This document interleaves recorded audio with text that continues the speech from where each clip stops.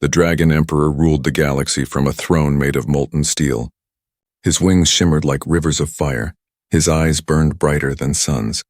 Every world that looked upon his light bowed in silence, too afraid to speak his name aloud.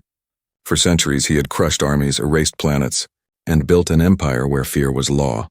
No creature dared approach him without trembling, for his anger could melt ships in a breath. Now, on the day of his 1,000-year reign, the palace of Draconis Prime blazed with golden fire. Alien kings, merchants, and warlords gathered in fear and awe. They came bearing gifts, mountains of diamonds, fleets of silver, and living creatures made from starlight. They bowed low, their faces pale under the Emperor's burning gaze.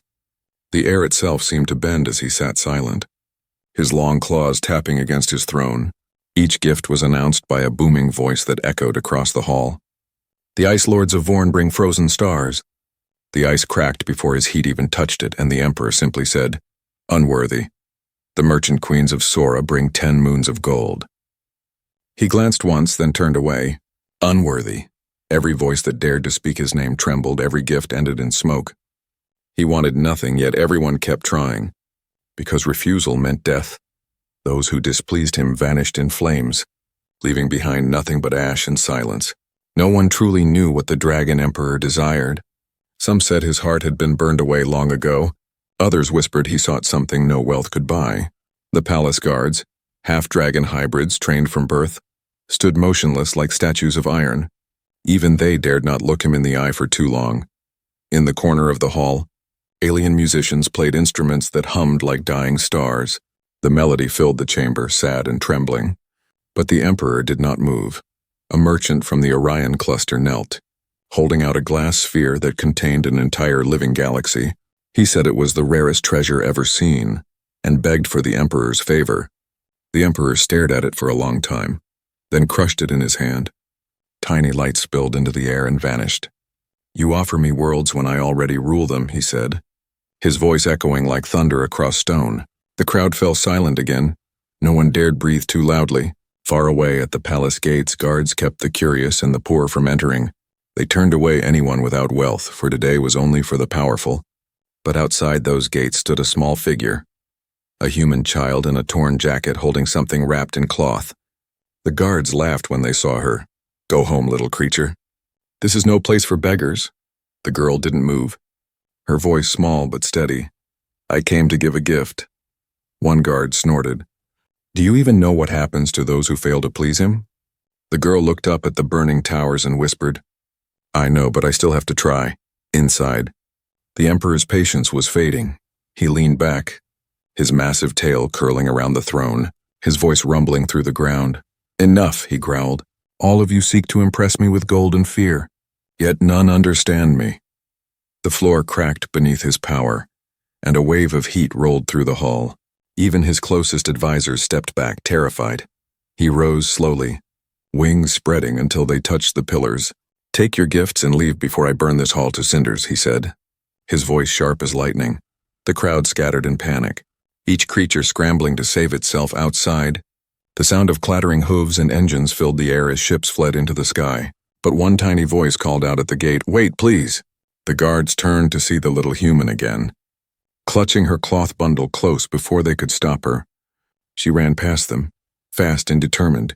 She darted through corridors glowing red from the Emperor's fire, her shoes slapping against the floor.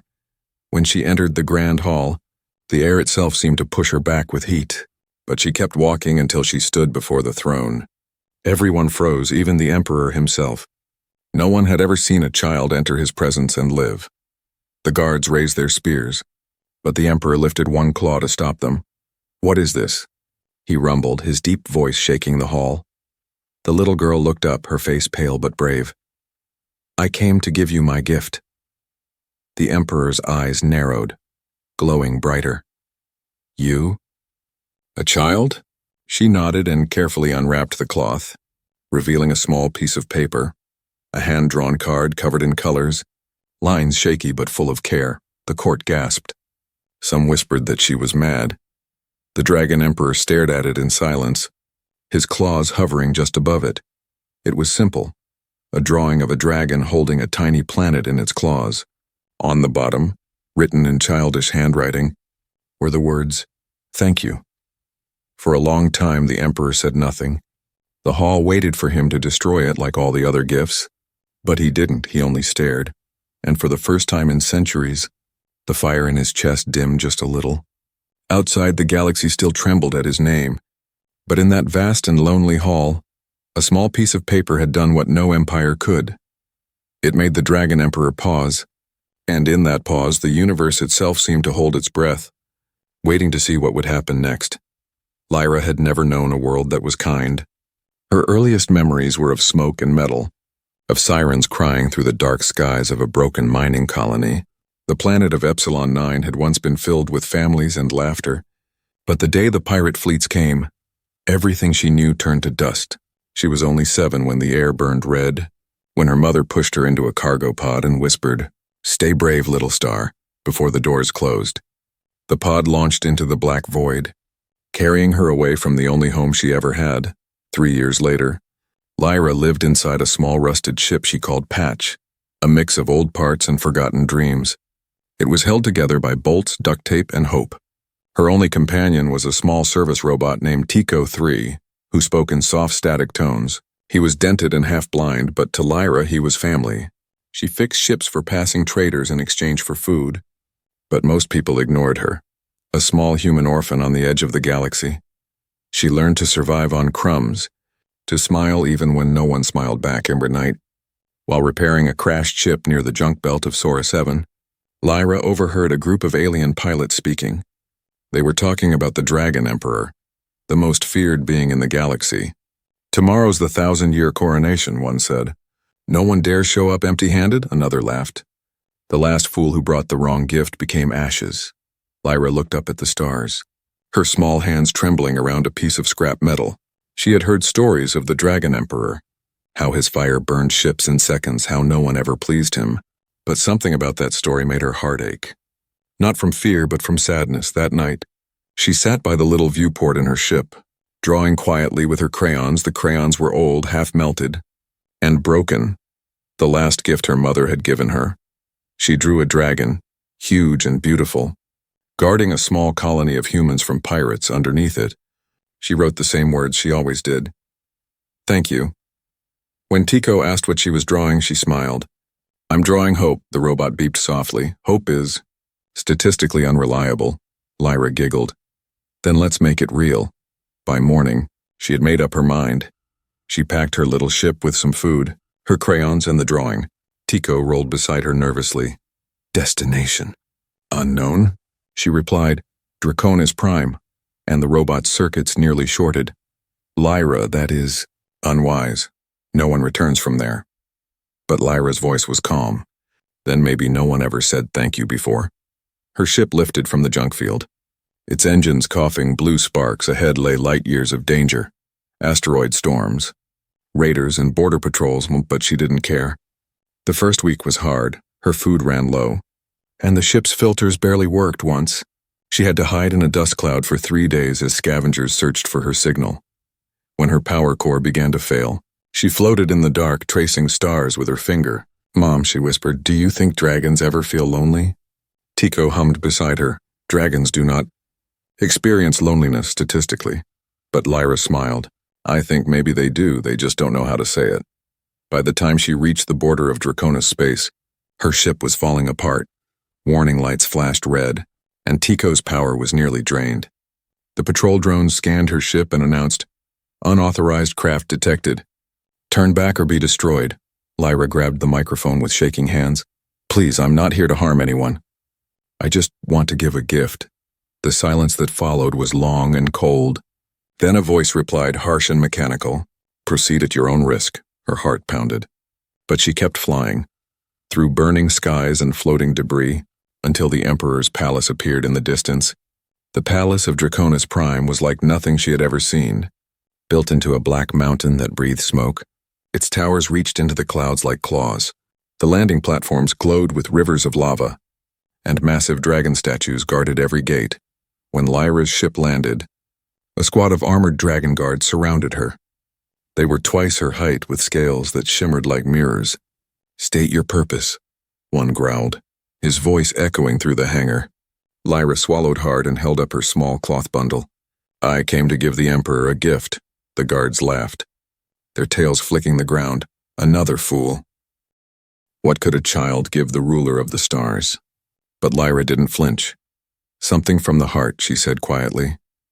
The lead guard stared at her for a long moment, then nodded to the others. Let her pass. He will burn her quickly anyway. Tycho beeped in alarm, but Lyra smiled and whispered, It's okay. Tycho, he won't hurt me. As she walked through the gates, the air grew hotter, thick with golden smoke. The walls were covered in carvings of dragons and wars, of power and fire. Each step echoed like a heartbeat. Louder and louder, finally, she reached the grand hall, where hundreds of beings had once stood in fear. Now it was quiet except for the deep, rumbling breath of the Dragon Emperor himself. Lyra stood at the bottom of his throne, her knees shaking but her eyes steady. The Emperor's wings were folded like mountains. His shadow covered the floor. He leaned forward, his voice like a storm. A child dares approach me? She nodded, clutching the drawing close to her chest. Yes, I came to give you something. He laughed, a low sound that shook the pillars. Do you wish to buy your life, little one? Lyra looked up, her small voice cutting through the heavy air. No, I just wanted to say thank you. For the first time in centuries. The Dragon Emperor blinked, slow and uncertain. No one had ever spoken to him like that. Not with fear, but with warmth. And as his golden eyes stared at her tiny hands, he saw the edges of the paper she carried, the colors of red and blue, the uneven lines, the faint scent of wax and hope in that moment. The mighty ruler of fire, who had burned planets without blinking, found himself speechless, and the story of the girl who dared to thank a dragon had just begun. The throne room of the Dragon Emperor was a world of fire and silence. It stretched so high that the ceiling vanished into clouds of molten gold. Pillars carved from obsidian rose like black teeth, glowing faintly from rivers of lava that ran beneath the glass floor. Every sound echoed there, the hiss of heat, the whisper of wings, and the steady deep breath of the Emperor himself. No mortal creature had ever walked its length without trembling, and yet that morning a small human girl dared to do just that. Lyra's tiny shoes tapped softly on the glass, each step ringing like a heartbeat. Her eyes were wide but steady, her hands clutching the folded drawing close to her chest. All around her, armored dragon guards stood motionless, their golden scales shimmering with heat. They stared in disbelief. No one approached the throne without invitation. The Emperor's shadow spread over her like a storm cloud as he leaned forward.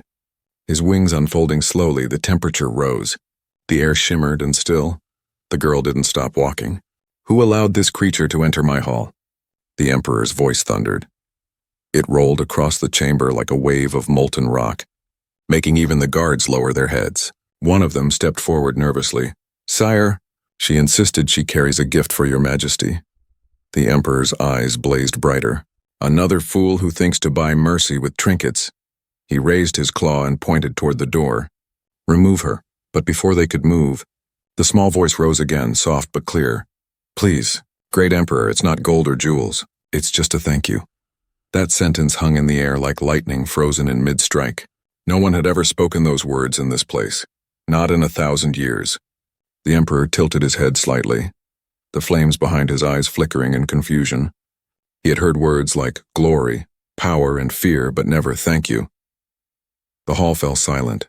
The heat dimmed slightly, and even the lava below seemed to slow. What did you say? He asked quietly, his voice no longer a roar but a deep rumble that shook the air. Lyra lifted her eyes, her voice steady. I came to say thank you. The guards exchanged uneasy glances, uncertain whether to laugh or to run. The Emperor sat back slowly, his claws tapping the arm of his throne. And why, he asked, would a tiny human thank me? Lyra stepped closer until the heat singed the edges of her jacket. She opened her bundle and held out a piece of paper, crumpled, colored with crayons and glowing softly in the light. The Emperor lowered his massive head, the tips of his horns scraping against the pillars above. On the card, drawn in shaky lines, was the image of a dragon wrapped protectively around a small planet. At the bottom, in uneven letters, it said, "Thank you for saving us." The Emperor froze, his golden eyes widening as the memory struck him like thunder. Long ago, before he was feared, before his empire was forged, he had once saved a human ship. It had been a small colony vessel attacked by pirates near the nebula edge. He remembered burning through the raiders' fleet, driving them away. He remembered the terrified faces of the humans watching from behind the glass. He had left without a word, never expecting anything in return, and now, years later, this small human stood before him, offering thanks for a deed no one else even remembered. The court whispered, some calling it foolishness, others sensing something strange stirring in the air. The Emperor stared at the picture, tracing it gently with a claw so large it could crush worlds. The lines were rough, the colors childish, but they spoke of something deeper than any jewel or crown. He saw warmth, trust, and gratitude, things long buried under centuries of war. He looked down at Lyra, his deep voice rumbling again. "You drew this yourself?" She nodded shyly. "Yes, I didn't have gold or crystals, but I wanted to give you something made with heart." Her voice was trembling now, not from fear, but from emotion. "I wanted to thank you because my people said a dragon once saved us when no one else did." The Emperor said nothing, his claws closing gently around the card, careful not to tear it. The hall, once filled with fire and pride, now felt smaller, quieter. The guards lowered their weapons, unsure of what they were witnessing. He rose from his throne, his massive form casting a shadow that stretched across the walls. "Child," he said, his voice softer than anyone had ever heard it. "Do you know who I am?" Lyra nodded. "Yes, you are the Dragon Emperor. Everyone says you destroy everything." A flicker of pain crossed his eyes, faint but real. "And yet," she continued, "you also saved something once. You saved us, for the first time in centuries." The Dragon Emperor had no words. He had built an empire upon fear, believing that only fire could keep the galaxy in order. But this small, fragile being had walked into his inferno without trembling, not to demand, not to fear, but simply to thank. The hall seemed to breathe again, the molten rivers glowing softer. He lifted the card close to his face and stared at it as if it were a mirror reflecting a version of himself he had long forgotten, the version who once believed in protecting rather than conquering. After a long silence, he lowered his head closer to her level. "What would you have me give you in return, little one?" he asked, his voice almost human now. Lyra shook her head, smiling faintly. "I don't want anything. Kindness doesn't need a reward." The Emperor's claws stopped trembling, and for the first time in his reign, a hint of warmth flickered through his fire. All around, the nobles and guards watched in stunned silence. The girl had done what armies, kings, and priests had failed to do, she made the Dragon Emperor feel. Outside, the storm winds roared against the palace walls. But inside, something ancient shifted, something greater than power or fear. A forgotten spark of compassion stirred within the dragon's chest. He looked again at the tiny card and whispered to himself, barely audible, "Unworthy. No, this one is worthy." And in that moment, the galaxy changed just a little, because a single hand-drawn card, given by a small human orphan, had reached the heart of the mightiest creature alive.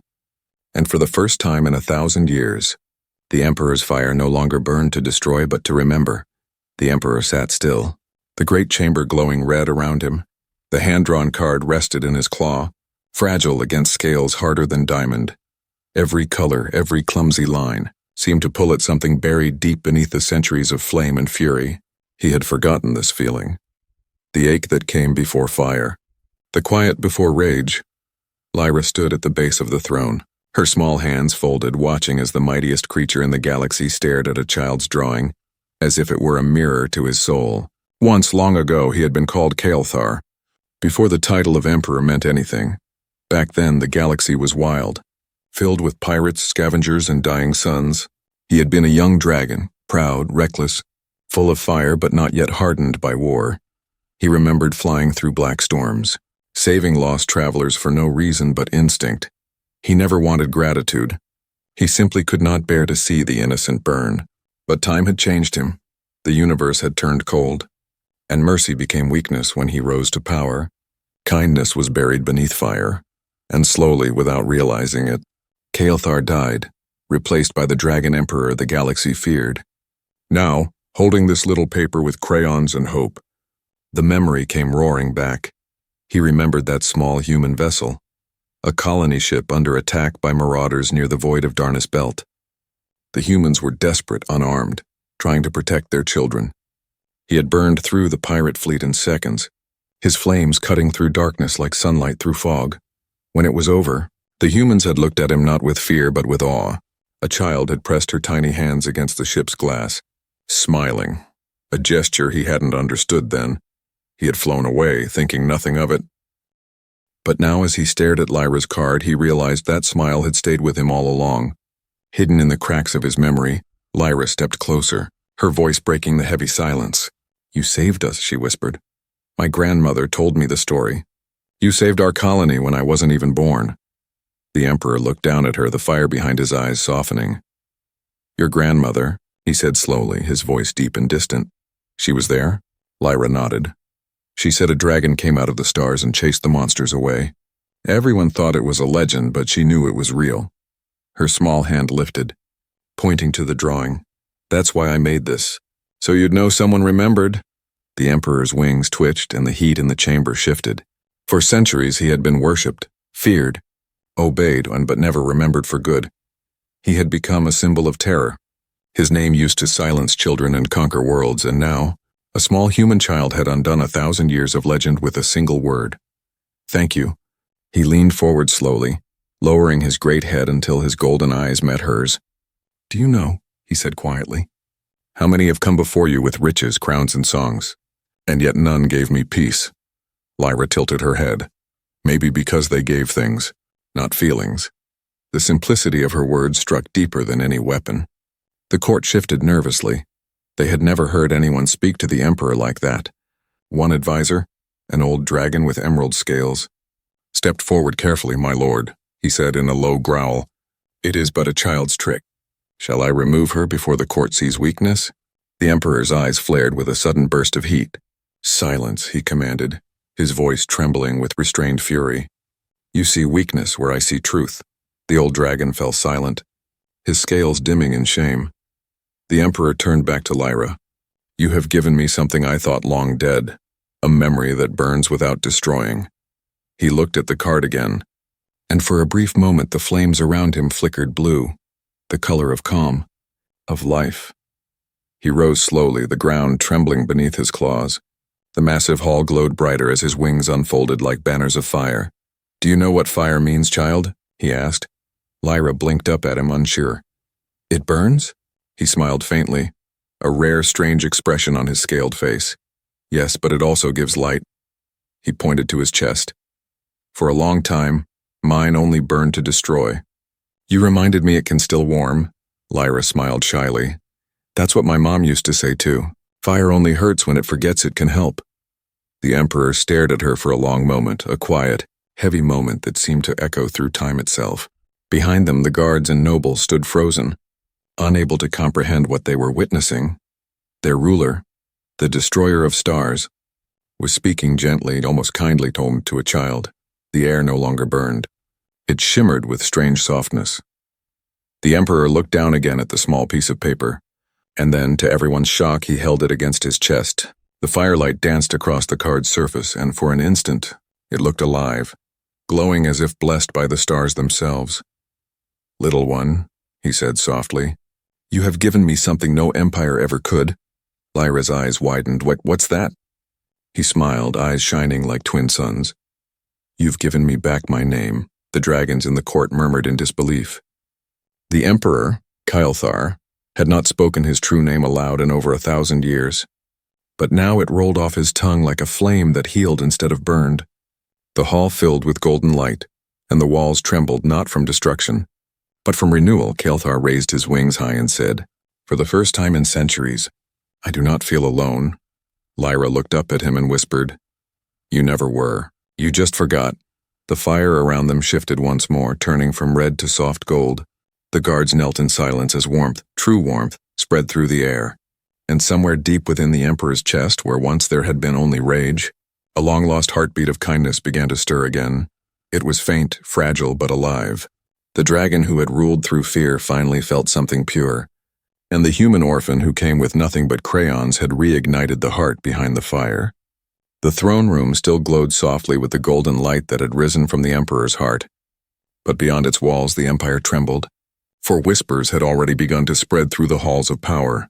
The courtiers and noble dragons spoke in low voices. "Fearful and uncertain, the Emperor has softened," they murmured. He shows mercy to a human child.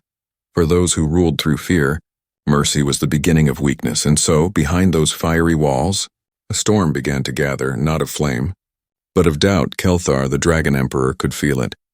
He could sense every whisper as if the walls themselves carried the voices. He knew what they feared, that compassion would undo the chains of his rule. But when he looked at Lyra standing beneath his throne, small and fragile yet full of courage, he realized something. If his empire was built on fear, then it was already fragile. He had to test not her courage, but the heart of his empire itself.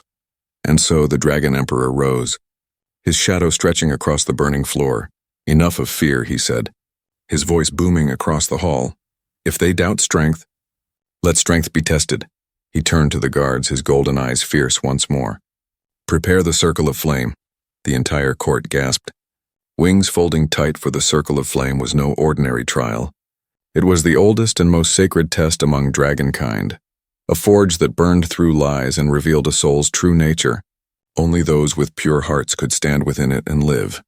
Lyra's small hand tightened around Tico, her old robot companion, who beeped nervously beside her. "What's the circle of flame?" she whispered. The Emperor's deep voice rumbled through the chamber. "A place where the heart meets truth." He stepped closer, lowering his great head until his eyes met hers. "If you are as brave as you seem, little one, then stand within it and let the flames decide." The guards looked uneasy, unsure if their ruler was testing her, or testing himself, but Lyra nodded without hesitation. "I'll do it," she said simply. The ground beneath the throne cracked open, and a circular platform rose slowly from below. It was made of ancient stone, carved with symbols that shimmered with golden light. Around its edge, thin streams of lava poured like molten rivers. Forming a ring of fire, heat rolled through the air in waves. Yet there was no smoke, only brilliance. The dragons in the hall stepped back as the air began to hum. The test was alive, aware, older than the Emperor himself. Lyra stepped onto the platform, her bare feet pressing against warm stone. The moment she entered, the fire flared, forming walls of swirling orange and gold. The heat licked her skin, but she didn't move, her eyes fixed on the Emperor. "Close your eyes," Kelthar said softly, "and let your heart speak." So she did. Clutching the small drawing she had made, the flames rose higher, curling like serpents, their voices whispering in tongues no human could understand. Images formed in the fire. Her mother's face, her lost home, the pirates, the fear, the emptiness of space. She felt her knees tremble, but she did not step back. "Do you fear me?" A deep voice echoed from within the flame. It was the spirit of the trial itself, ancient and knowing. Lyra opened her eyes slightly and whispered, "No." The fire pulsed, flickering bright. "Why?" "Because you can't burn what's made of love," she said. Her voice small but steady. The flames hesitated, twisting into the shape of a great dragon. Golden and radiant, it looked down at her, and bowed, its fire softening into light. The watchers gasped, for never in history had the fire bowed to anyone, let alone a human child outside the circle. Kelthar's claws dug into the floor, his chest burning with pride and disbelief. He had faced that trial himself once, long ago, when his heart still knew kindness. Now, watching this small girl stand fearless before the eternal flame, he saw his own lost reflection. Lyra lifted her hands, her eyes glowing faintly in the golden light. "Fire can destroy," she whispered, "but it can also protect." The spirit dragon nodded once, and the flames began to sink back into the stone, leaving behind only warmth. When the circle dimmed, Lyra still stood, untouched, unharmed, her hair glowing softly from the light. Tico rolled forward, beeping joyfully. Success. Improbable, yet achieved. The Emperor stepped down from his throne and approached her, each heavy footstep shaking the ground. The crowd bowed, their wings brushing the floor. As Kelthar stopped before her, he looked down at the child who had faced the fire and whispered, "The flames have spoken," then louder for all to hear. "This child carries no fear, no greed, no hate. Her heart burns brighter than any crown." The nobles and generals exchanged stunned looks. They had witnessed something beyond power, something that defied the laws of their empire. A few dragons even lowered their heads, humbled by what they had seen. Kelthar turned to his council, his voice firm. "Let it be known across all worlds, from this day forth, worth is not measured by gold or conquest, but by heart." He looked at Lyra again. his gaze soft but proud. "And you, little one, have proven that even the smallest flame can light the darkest sky," Lyra smiled. Tired but glowing. "I didn't do anything special." Kael'thar shook his head, his voice low and gentle. "You reminded me that being kind is the greatest power of all." He lowered one massive claw, letting her place her small hand on it. Her warmth touched the scales that had known nothing but war, and for the first time in ages he felt peace. The dragons around them bowed in silence, their fire dimmed to a respectful glow. The child had faced the test of flame, and in doing so, she had lit a new dawn in a kingdom built on fear. And so, in the grand hall of the Dragon Emperor, where fire once burned only to destroy, a new light was born, one that promised to rebuild the galaxy, not through fear but through hope. And the name Kael'thar, once spoken only in terror, began to mean something new again. The fire that remembers, the ruler who listens, and the dragon who was finally human enough to care. The palace of Draconis Prime had never been so silent. Even the molten rivers that flowed beneath the floor seemed to pause, listening to what their emperor would say next. Every dragon in the great hall, nobles, guards, and ancient counselors, stood frozen, staring at the small human girl who had just survived the circle of flame. For centuries that test had consumed the proud, the greedy, and the false. Yet this little orphan from a forgotten world had walked through it as if the fire itself bowed to her. Kael'thar, the Dragon Emperor, descended from his throne slowly, each movement heavy with meaning, his great claws clicking against the glowing stone. His wings brushed the pillars as he moved, sending ripples of golden light across the walls. When he stood before Lyra, the difference in size was impossible to ignore. She was barely the height of his talon, and yet the power that once made empires kneel now bent in quiet respect to a child. "Do you know," Kael'thar said softly, "that you have done what no dragon in 1,000 years has dared?" Lyra blinked up at him, unsure. "I didn't do anything special." The Emperor's deep voice rumbled through the chamber. "You faced truth, and truth did not consume you." He turned his gaze toward the watching nobles, eyes blazing. "You all feared fire, yet this child reminded it to be kind." A murmur swept through the crowd. Confusion, awe, disbelief. Dragons who had ruled galaxies now found themselves humbled by a human child. Kael'thar looked down again at Lyra, who clutched her little drawing close. He remembered how small acts, once forgotten, could carry more weight than any crown. He raised a clawed hand, and the throne hall began to shift, the molten rivers changing course, forming a glowing circle of light around them both. "This place," he said, "was built on fear. Today it shall be remade on gratitude." He turned to his council. "From this day forward no creature shall kneel before me in fear. Let the age of fire end, and the age of flame's purpose begin." The dragons in the hall stirred, some in awe, some in fear of this new decree. One old warlord growled, "Mercy weakens rule." "My emperor," Kael'thar's gaze cut through the room like lightning. "No," he said, "it strengthens what fear destroys." He spread his wings wide, their fire casting reflections of gold upon the walls. "This child," he said, pointing toward Lyra, "has done more for this empire than 1,000 armies." He lowered his wings slowly, his voice softer now. "And she shall not go unrecognized." Lyra looked confused. "Recognized?" she whispered. Kael'thar smiled, a strange and gentle expression that seemed out of place on a dragon's face. "Yes," he said, "from this moment you are no longer an orphan of the stars." He bent down until his massive head was level with her, his breath warm but calm. "You are Lyra, heart ambassador of the Empire, a bridge between all races." Gasps rippled through the hall, and even Tico, her little robot companion, blinked in confusion. "Designation, heart ambassador." "Acknowledged," it beeped uncertainly, making Lyra giggle through tears. Kael'thar extended one claw, and Lyra hesitated before stepping onto it. He lifted her gently higher and higher, until she stood on his open palm above the crowd. "Behold," the Emperor declared, "a light born from kindness, a flame that burns not to destroy but to heal." The hall erupted in shimmering waves of color as dragons bowed their heads. For the first time in ages, their fire burned in harmony rather than fear. Lyra's eyes widened as she looked around. It felt as though the whole palace was alive, glowing, breathing with warmth. Kael'thar lowered her back to the ground and looked around the chamber. The empire I built through fear may last 1,000 years, he said, but the one built on gratitude will last forever. The dragons murmured in agreement, some even wiping tears from eyes that had never known such emotions. He turned back to Lyra. Tell me, little one, what would you wish for in return for what you've given me? Lyra thought for a moment, her eyes drifting toward the stars visible through the great skylight. I don't want anything for me, she said softly. But there are others out there, hungry, cold, forgotten. Can you help them? The Emperor's eyes softened and he nodded slowly. Yes, he said. I will send warmth where there was none. The Empire's fire will no longer destroy him, it will feed, protect and light the dark. He turned to his generals. Send word to every corner of the galaxy, rebuild, restore, remember. Lyra smiled. Then that's my wish. Kael'thar lowered his great head once more, whispering almost to himself.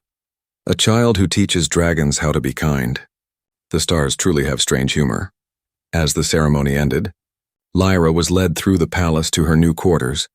The walls were no longer cold metal but living stone that pulsed with golden warmth.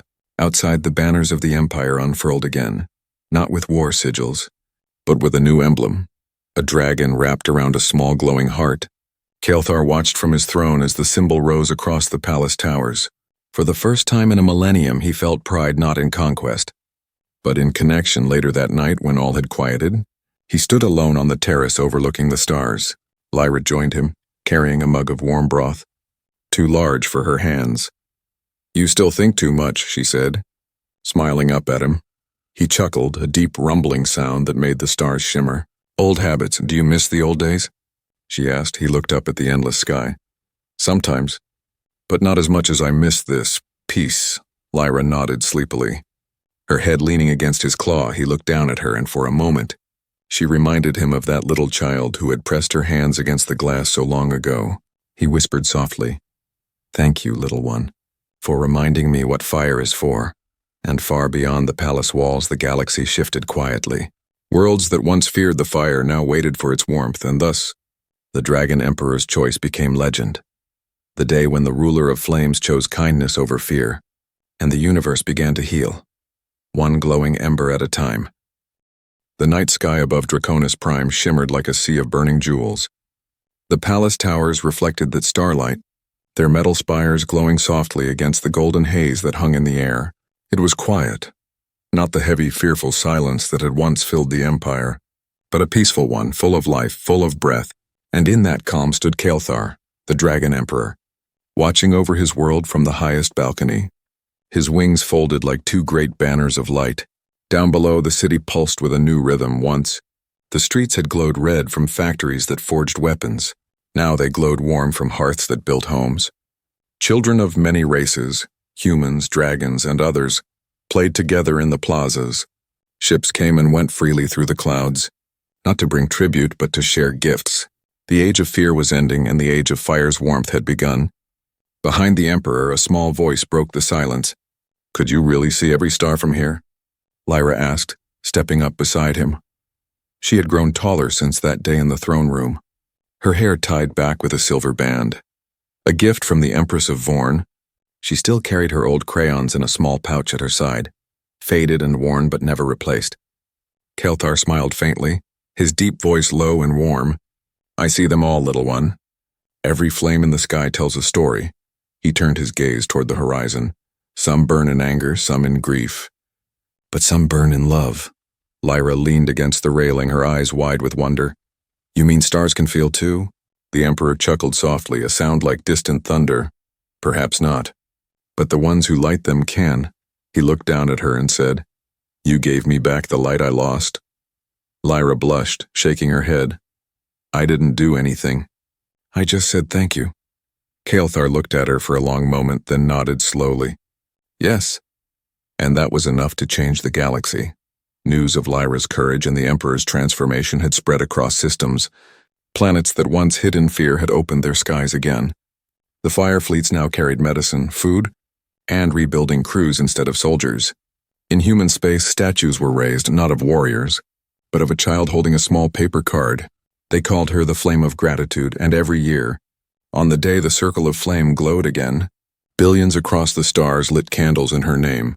That night, as they stood under the endless sky, Kael'thar reached into a compartment beside the balcony and withdrew a small crystal frame. Inside was Lyra's hand-drawn card. Still perfectly preserved, he placed it on a pedestal made of dragon bone, letting the starlight shine through it. "It belongs here," he said softly, "so the stars will never forget what one thank you can do." Lyra's eyes filled with tears. "You kept it all this time," Kael'thar nodded. "It reminded me every day who I was and who I wanted to be." A soft breeze swept through the balcony, carrying the faint scent of molten earth and jasmine. In the distance, 1,000 tiny ships ascended into the sky. Each released a glowing ember into the air, forming trails of light that danced together like fireflies among the stars. Lyra gasped in awe. "What are they doing?" The Emperor's golden eyes softened. "They're sending messages of thanks. It is the first festival of gratitude." He watched the lights rise higher and higher. Every empire, every world, every being sends one flame to the heavens. To honor kindness. Lyra smiled, resting her chin on the railing. "That's beautiful," Kael'thar nodded, his wings shimmering faintly. "It is your doing. Lyra, your drawing started this." She looked up at him. "Does it ever scare you that people might forget again?" The Emperor's gaze turned toward the starlit horizon. "They might," he said quietly, "but that's why we must keep reminding them." He lifted his claw and released a spark of fire into the air. It shot upward, spiraling into the dark, before bursting into a beam of soft golden light that stretched across the stars. Lyra's eyes widened. "It's beautiful." "What's it for?" Kael'thar smiled faintly. "It is how dragons say thank you." Every year after that, the golden beam would rise from Draconis Prime, cutting through the void, a message to all who watched. Travelers across the galaxy called it the Emperor's Flame, and when people asked what it meant, the answer was always the same. It's gratitude. Carried by fire. As centuries passed, the legend of the Dragon Emperor and the human orphan became more than just a story. It became a lesson passed from world to world, that strength without kindness is hollow, and fire without heart is just destruction. Children across the stars drew dragons and small humans standing side by side on every world, in every tongue. People whispered the same words before sleeping under the night sky. Even dragons bow to kindness. One evening, long after the first festival, Lyra stood once again before the Emperor's statue, older now, wiser. The air shimmered softly with starlight, and in the distance she saw the golden beam rise once more. She placed a new card at the base of the monument. Another drawing, this time of a dragon and a child holding hands beneath the stars. And underneath she wrote in small letters, "Thank you for remembering." Far above, on the throne of light, Kael'thar watched from beyond the veil of time. The fire within him still burned, not with rage, but with warmth. He whispered across the stars, "And thank you, little one, for teaching me how to be alive." The beam brightened, and across 1,000 worlds, people looked up to the sky in wonder. And though the Emperor's reign had long ended, his flame never faded, because one simple act, one hand-drawn thank you, had rewritten the story of an entire galaxy, and forever changed how even dragons understood the meaning of a heart.